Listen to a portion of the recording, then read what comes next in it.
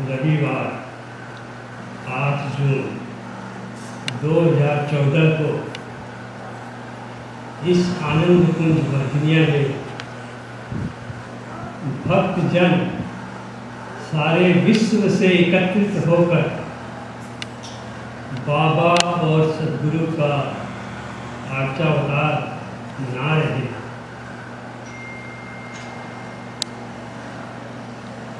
आप सबके भाव और उत्साह को देखकर हम सभी अमेरिका वासी के हृदय में आनंद की लहर छा रही है। हम आप सबके इसके लिए सदा ही आभारी रहेंगे।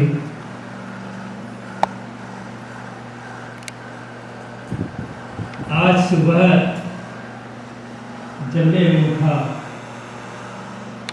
तो मेरे मन में यह विचार चल रहा था कि यह आचावतार, ये बाबा और सद्गुरु का आचावतार इस वर्जीनिया अमेरिका में होने का क्या रहस्य है। आज क्यों बाबा यहाँ पे पधार रहे हैं, क्यों सद्गुरु पधार रहे हैं।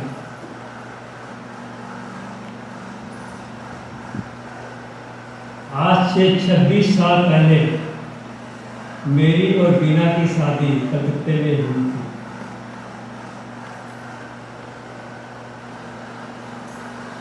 शादी के बाद पहली बार जब मैं और बीना कलकत्ता सदन में गए तो मेरे को ऐसा लगा कि यह भी एक शादी की रस्म है। मुझे यहाँ जैसे सभी देवी देवताओं के यहाँ जाते हैं यहाँ आना था, परंतु इस 26 सालों की जर्नी में धीरे धीरे धीरे धीरे आज मैं इस मुकाम पर पहुंचा हूँ कि यह मर्म समझ में आ रहा है कि काम तेरा और नाम मेरा।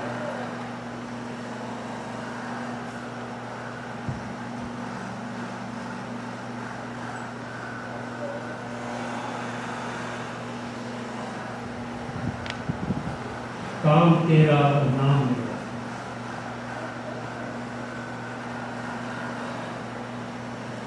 आज ये सत्संग भवन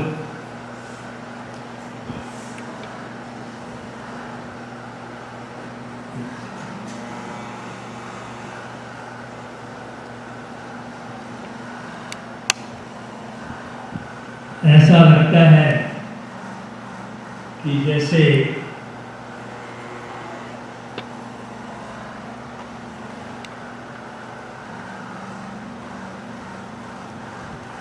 ऐसा लगता है कि जैसे आज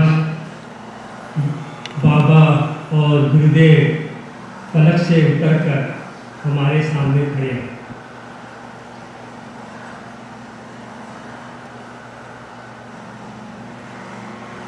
मुझे ऐसा लगता है कि वह बीज जो मीनाबाई ने आज से करीब 10 साल पहले हमारे बीच डाला, उसको भाई जी ने और शकुंतला जी ने सींचा और भैया ने उसमें भाव का पुट दे के इसे हरा भरा कर दिया। यह सत्संग भवन मैंने, बीना ने, यह अमेरिका वासी लोगों ने नहीं बनाया। ये उस पवित्र आत्माओं ने जो दृष्ट और अदृष्ट होकर निरंतर प्रार्थना कर रही है और उस प्रार्थना के स्वरूप आज हम यहाँ उपस्थित है बाबा और गुरुदेव का आचावतार करने के।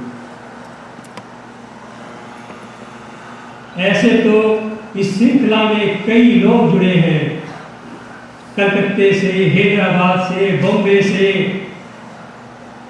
दिल्ली से और पता नहीं कहाँ कहाँ से कॉन्फ्रेंस कॉल के द्वारा हमें ज्ञान और भक्ति का मार्ग सिखाते रहे, पर उसका असली श्रेय मौसी जी को जाता है, जो आज अज्ञात होकर भी ज्ञात है, जो यहाँ न रहकर भी आज उसकी छवि सभी की आंखों में है, सभी के भावों में है, और वह निरंतर वहां से प्रार्थना कर रही है।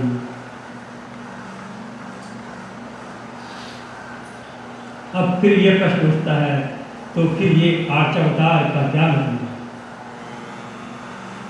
मुझे मौसी जी की वह बात याद आती है जब उन्होंने कहा था, सतगुरु, ये सतगुरु एक तस्वीर नहीं है, एक जीता जागता इंसान है। वो मेरे साथ हर समय हर पल चलता रहता है और मेरा साथी बनके हर मार्ग पे मुझे आगे बढ़ा रहा है। ऐसा लगता है कि आज वही सद्गुरु आर्चावतार करके इस चैतन्य रूप को लेकर हम सभी अमेरिका वासी को सही बात पे अग्रसर करेगा।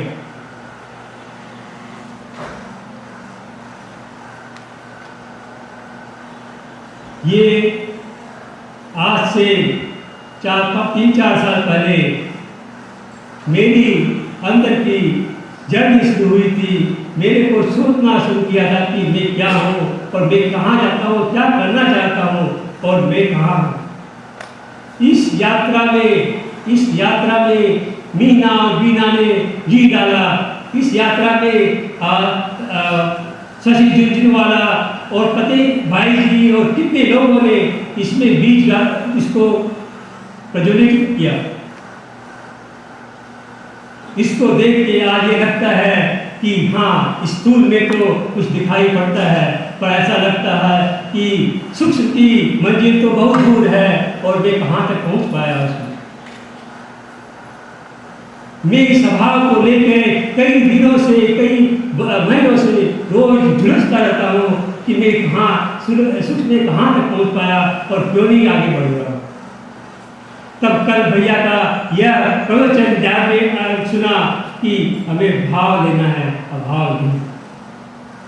तो मेरे दिमाग में आया, अरे मेरे को तो इतना सुख मिला है, आज ये सुख नहीं तो था जिसकी प्रेरणा से मेरे में ये सोच आया कि मैं आज एक सत्संग भवन के अंदर अग्रसर हूँ। आज ये सुख भी तो है जिसने मेरे अंदर ये श्रद्धा और विश्वास दिलाया कि यही मेरी मंजिल है और यही मेरा मार्ग है। आज इस सूक्ष्म ने मुझे यहाँ तक खड़ा कर दिया है कि आज का दिन मेरे मुंह से शब्द नहीं निकल रहे हैं। आज का दिन मेरे मन से कृतज्ञता का भाव निकल रहा है, जो मेरे जीवन में कभी महसूस नहीं किया। आज इस वाशिंगटन मेट्रोपॉलिटन वासी को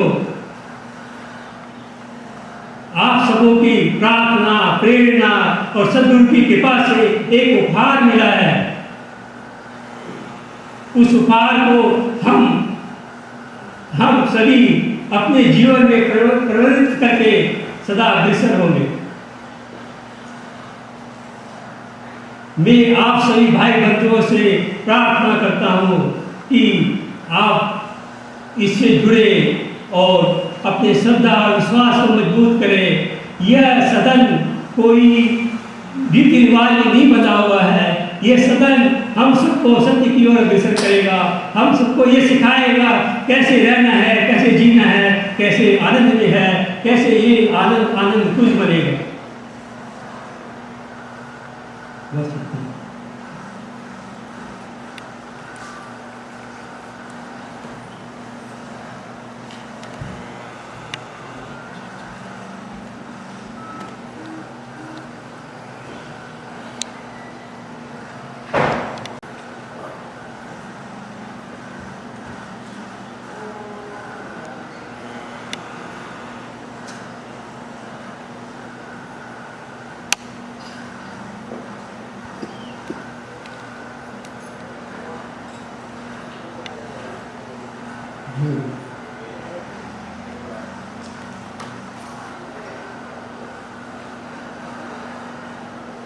मुझे दूसरा बोलने के लिए भाग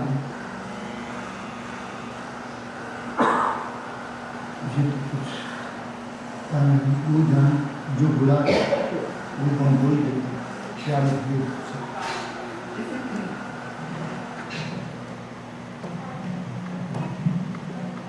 उसमें आज इस संत की स्थापना, इस सत्संग की स्थापना, ये एक इधर भगवान की स्थापना। एक जगह वो आवा है कि कहा प्रधान कौन, बोले भक्त या भगवान।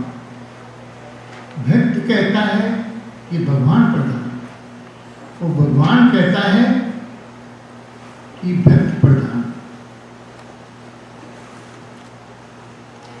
सांसारिक मनुष्य इस बात को नहीं समझ सकता। इस सांसारिक मनुष्य के अंदर जो कष्ट और पीड़ा जब आती है तब वो भगवान को याद करता है।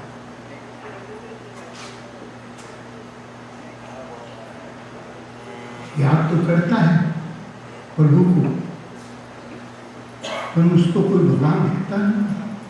वो तो भगवान को देखता नहीं है, न तो भगवान को देखता है न भक्त को देखता है। उसको ये भी नहीं मालूम मैं किसको बोल रहा हूँ, ये मेरा काम जो मैंने कहा है वो मेरा हो रहा है या नहीं। ये कौन प्रधान है? भक्त के पास आप बैठेंगे तो वो भगवान से आपको मिलता है। भक्त और भगवान दो नहीं है, भक्त और भगवान एक ही है। पहले तो अपने को यही है कि भक्त और भगवान दो नहीं है, भक्त और भगवान एक है। और जो भक्ति है, भक्ति भी प्रेम रस की, प्रेम से अंदर आत्मा से गुरुदेव का बताया कहा हुआ है कि भक्ति जो है अंदर प्रेम से भाव से भक्ति है। उनके भाव रामकृष्ण परमहंस, भक्त भगवान के बगैर नहीं रह सकता और भक्त भगवान भक्त के बगैर नहीं रह सकता। रामकृष्ण परमहंस विवेकानंद के सिवा दूर हो जाते थे तो विचलित हो जाते थे। जैसे माँ बच्चा गोद में ना हो, रोने लग जाए, कहीं माँ काम कर रही है, कैसे विचलित हो जाती है, वैसे ही भगवान भी भक्ति विचलित हो। जो भक्ति है वो प्यार से है। भक्ति किसने की? गोपियों ने की। उद्धव जी ने भक्ति की। उद्धव जी बहुत भक्त थे, पर गोपियों की भक्ति को प्रधान क्यों माना गया? गोपियों की भक्ति में प्रेम रस था। जहां प्यार है वहां भक्ति का वास है। पहले तो अपने वो भक्ति के अंदर प्यार का वास, सबसे प्यार।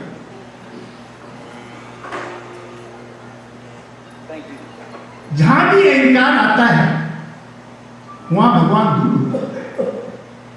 अहंकार तो किसको नहीं आता है? सबको आया है। अर्जुन तक को अहंकार आया है कि मैंने गांधी धनुष से सारी महाभारत जीती। भगवान जो है अपने भक्त का अहंकार जो प्यारा होता है उसका अहंकार उसके पास रहने नहीं, क्षण में दूर कर देते हैं। उस गांधी धनुष को भीड़ के बालों से टुड़वा करके उसको पिटवा दिया, उसको ध्यान दिला दिया कि तूने गांधी धनुष से नहीं जीता है। भगवान की महिमा और भक्त की महिमा, भगवान को प्राप्त करना भक्त के पास बैठ कर भक्ति का अनुभव करना, वही बताएगा कि भगवान से कैसे मिलन आपका होगा। वो भगवान के दर्शन भक्ति करना है। भक्ति भगवान है।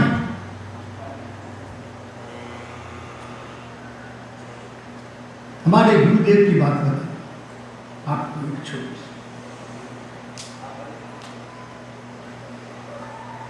मनुष्य को कुछ भी हो, उसको भक्त की कैसी फिक्र रहती है भगवान को, वो बता। मैं जो उनकी लास्ट में जब मिला था मैं उनसे कलकत्ता में, तब कहते हैं इतना फिक्र उनको किसकी, बांद्रा के सदन के गंगा भाई। कहते हैं गंगा की कुछ खबर नहीं है, गंगा की कुछ खबर नहीं, क्या कर रही है। फिर कहते हैं कि जब बच्चे ही घर बास लेते हैं तो उधर कहते हैं बड़ा भगवान पूछता है। देखो इससे सब चीजों से अपने को, उनकी शब्दवाणी से, उनके वाणियों से अपने को एक एक शब्द मिलेंगे ऐसे जो अपने मन में उतार लें। अगर एक वाणी अपने मन में उतर जाती है तो अपना आज सब चीज बनाने वाला, करने वाला ऐसा सोचा भी नहीं, पर ये मन में था एक दिन जरूर चारों तरफ संसार में इसका वास होगा। तो आज वो आंखों से दिख रहे हैं और आज आंखों से फैल रहा है। एक दिन ऐसा होगा चारों तरफ ये सत्संग के झंकार उठेगी। मैं तो कुछ शब्द बोल ही नहीं सकता उनके बारे में, मैं कह भी नहीं सकता, क्या कहूँ। क्या अंदर अंदर ऐसी ज्वालाएं उठती हैं, ऐसे उठती हैं कि क्या बताऊं क्या नहीं।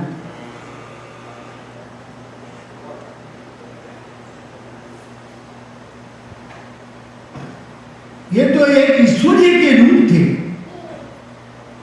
आज भी ईश्वर उनको देखोगे आप तो चतुर्भुज रूप में आप उनको देख सकते, दिखा देगा अपना रूप दिखा।